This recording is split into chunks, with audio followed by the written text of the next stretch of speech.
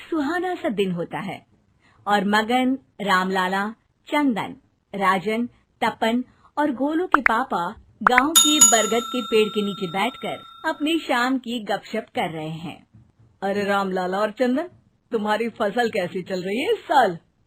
अरे बंधु क्या बताएं, बारिश ने तो परेशान कर रखा है। सही बात, बारिश की कमी ने दिमाग खराब कर दिया है। सरपंच गांव वालों के लिए एक खबर लेकर आता है। अच्छा मेरे गांव के भाइयों, सुनो जरा, हमारी सरकार ने किसानों के लिए शहर में एक सेमिनार का आयोजन किया है, जिसमें वो खेतों के बारे में और भी कुछ जानकारी देंगे। तो मुझे लगता है कि हमें वहां जाना चाहिए। सरपंच जी, मेरे खेतों में कीड़ों ने परेशान कर दिया है, उसके लिए कुछ जानकारी मिलेगी क्या?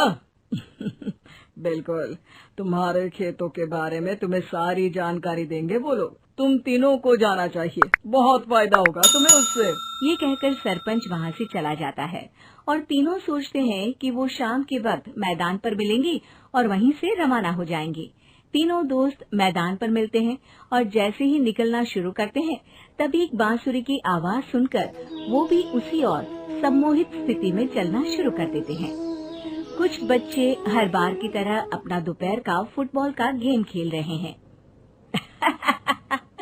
पकड़ लिया, पकड़ के दिखा मुझे, इतना भी नहीं कर सकता। अच्छा, कितना भागेगा? आखिरकार तो मेरी पकड़ में आ ही जाएगा। हाँ, तुझे पता नहीं तपन, राजन कितनी तेज दौड़ लगा सकता है। खेलते खेलते अचानक से एक बांसुरी की मीठी आवाज सुनाई पड़ती है। सारे बच्चे उसका पीछा करने लगते हैं। शाम हो गई है और बच्चों के घर न आने की वजह से उनकी माँ मैदान में पहुँच जाती है। राजन बेटे, अरे ओ राजन बेटे, किधर चले गए? इतनी देर हो गई, घर वापस क्यों नहीं आए बेटे? तपन बेटा, चलो घर, शाम हो गई है, कितना खेलोगे? और गोलू, ओ गोलू! तीनों की माँ एक दूसरे को देखने लगती है और उन्हें एहसास होता है कि उन तीनों के बेटे घर आए ही नहीं। अरे राजन और गोलू की मम्मी, आप इधर? राजन और गोलू घर नहीं आए क्या अभी तक? नहीं तो दोपहर में राजन मुझे बताकर गया था कि वो तपन और गोलू के साथ खेलने जा रहा है।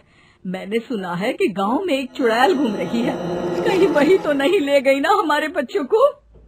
ऐसा कुछ नहीं हुआ होगा, हम तीनों अलग अलग जगह ढूंढते हैं, इधर ही खेल रहे होंगे तीनों बच्चे। ये कहकर तीनों बच्चों की माएं उन्हें ढूंढने निकल गई। बहुत देर हो गई और फिर भी तीनों बच्चे मिले नहीं। तीनों की माएं मैदान पर फिर से मिलती हैं। सुनिए जी, ये तीनों मिल ही नहीं रहे और मेरे दिमाग में बहुत बुरे बुरे ख्याल आ रहे हैं। आप चिंता मत कीजिए, हम सरपंच से जाकर बात करते हैं, वो हमारी मदद करेंगे। गोलू की माँ सही कह रही हो, चलो चलते हैं। एक उम्मीद की आशा लेकर तीनों अपने बेटों की फिक्र में सरपंच के घर जा पहुंचती है। सरपंच अपनी शाम की चाय पी रहे हैं और अखबार पढ़ रहे हैं। तभी तीनों की माँ हड़बड़ी में भागकर उनके पास आती है। अरे अरे, आप तीनों इतनी डरी हुई क्यों हो? क्या हुआ? ऐसी क्या बात हो गई? तिवारी जी, हमारे लड़के दोपहर से खेलने गए हैं और अब तक लौटे नहीं हैं। हमने उन्हें सब जगह ढूंढा, लेकिन हमें वो मिले ही नहीं, इसीलिए हम भागकर आपके पास आ गए। अच्छा, इनके पिता कहाँ है? ये कुछ काम के लिए शहर गए हैं, इसीलिए हम भागकर आपके पास आए हैं। हाँ, मैं उसके बारे में भूल ही गया था। एक काम कीजिए, मुझे उस जगह लेकर चलिए जिधर वो आखिरी बार खेल रहे थे। सरपंच घर से एक डंडा लेकर तीनों के साथ मैदान की ओर निकल पड़ते हैं। तीनों मैदान पर पहुंच जाते हैं और उन्हें ढूंढने के लिए कुछ सुराग खोजना शुरू करते हैं। आपको कोई ऐसी जगह पता है जहाँ ये तीनों साथ में मिलते हैं? नहीं जी, ऐसी तो कोई जगह नहीं पता। अचानक से वही बांसुरी की आवाज आना शुरू हो जाता है और सरपंच सम्मोहित होकर उस आवाज की तरफ जाना शुरू कर देते हैं। अरे तिवारी जी, आप ठीक तो हैं? कहाँ जा रहे हैं? अरे ओ तिवारी जी, वो हमें सुन नहीं पा रहे हैं क्या? सरपंच बांसुरी की धुन में झुककर उसी दिशा में आगे बढ़ रहे थे। ये आवाज कैसी? ऐसा लग रहा है कि कोई बांसुरी बजा रहा हो। हाँ, सरपंच जी भी उसी दिशा में जा रहे हैं। सरपंच का पीछा कर तीनों मैदान के टूटे हुए बंगले पर पहुंच गए और सरपंच के पीछे दरवाजे के अंदर घुस गए। तीनों बंगले के अंदर झांकते हैं तो देखते हैं कि बहुत अच्छे से संभाला गया है बंगला। उतने में एक हंसी की आवाज आती है। मेरी बांसुरी, तूने मुझे आज तक कभी तंग नहीं किया। हमेशा अपने जादू से लड़कों को खींच लाती है। ये बोलते ही राजन की माँ को तीनों बच्चे और उनके पिता वहाँ चुड़ैल के पास लेटे हुए दिखते हैं। अरे वो देखो गोलू के पापा। अरे रे, अरे गोलू की माँ, अब चुप रहिए ना जरा। उस चुड़ैल ने देख लिया तो हम भी फंस जाएंगे। इन्हें बचाएगा कौन?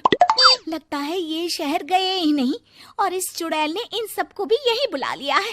अब हमें इन्हें छुड़ाना होगा। एक काम करते हैं। राजन की मम्मी गोलू और तपन की मम्मी को एक प्लान बताती है। बिल्कुल सही कह रही हो राजन की मम्मी। चलो आज इस चुड़ैल को मजा चखाते हैं। तीनों माएं अपने छुपने की जगह से बाहर निकलती हैं और एक्टिंग करना शुरू कर देती है। ये तो बढ़िया है। अब इसका असर औरतों पर भी हो रहा है। वाह जी वाह। तीनों माएं चुड़ैल की थोड़ा करीब आती हैं। राजन और गोलू की माँ चुड़ैल को पकड़ लेते हैं और तपन की माँ बांसुरी हाथ से पकड़कर तोड़ देती है। अरे पागल औरत, ये क्या कर दिया? मेरी बांसुरी को तोड़ दिया। अब मेरी शक्तियाँ खत्म हो जाएगी। तुम्हें तो अरे तुझे क्या लगा चुड़ैल कहीं की हमारे बच्चों को और पतियों को हाथ लगाएगी तू? बांसुरी टूटने की वजह से चुड़ैल खाक होकर गायब हो जाती है और सारे लोगों की आंख खुल जाती है। सब अपने परिवार को लेकर उस बंगले से बाहर निकल जाते हैं। कहते हैं ना, नारी